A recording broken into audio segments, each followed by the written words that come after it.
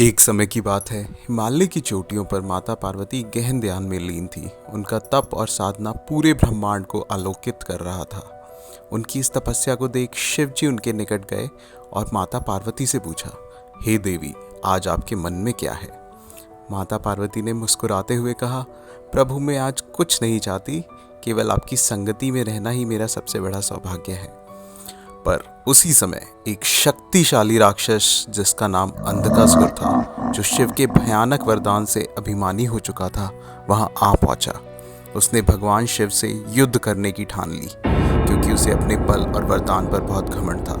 उसने गर्जना की, हे शिव, मैं आज तुम्हें हराकर इस संसार का स्वामी बनूंगा। भगवान शिव ने शांत स्वर में कहा, अंधकासुर, तुझे शक्ति मैंने दी है, लेकिन इसका दुरुपयोग करने का अधिकार नहीं। वापस जाओ, नहीं तो इसका परिणाम तुम्हारे लिए घातक होगा। परंतु अंधकासुर ने भगवान शिव की चेतावनी को नज़रअंदाज कर दिया और उन पर आक्रमण कर दिया। भगवान शिव ने अपने त्रिशूल से राक्षस पर प्रहार किया, लेकिन अंधकासुर अपनी मायावी शक्तियों से बार बार बच जाता। उसने शक्ति इतनी बढ़ चुकी थी कि वह अपनी हार मानने को तैयार ही नहीं था। माता पार्वती यह सब देख रही थी। उन्होंने भगवान शिव से कहा, प्रभु, आज इस राक्षस का अंत आवश्यक हो गया है। इसका विनाश मेरे ही हाथों होगा। यह कहकर माता पार्वती ने अपने दिव्य रूप धारण किया। उनका तेजस्वी रूप देखकर अंधकासुर भयभीत हो गया, लेकिन उसने फिर भी हार मानने से इनकार कर दिया।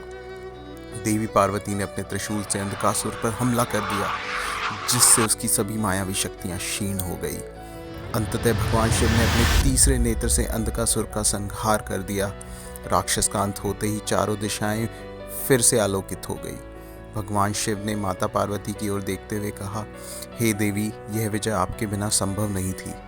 आपके साहस और शक्ति के कारण ही आज यह संसार फिर से सुरक्षित है। माता पार्वती ने मुस्कुराते हुए कहा, प्रभु, आपके साथ रहते हुए मुझे हर चुनौती का सामना करने का साहस मिलता है। इस प्रकार अंधकासुर के विनाश के साथ भगवान शिव और माता पार्वती फिर से कैलाश पर्वत पर अपने दिव्य ध्यान में लीन हो गए।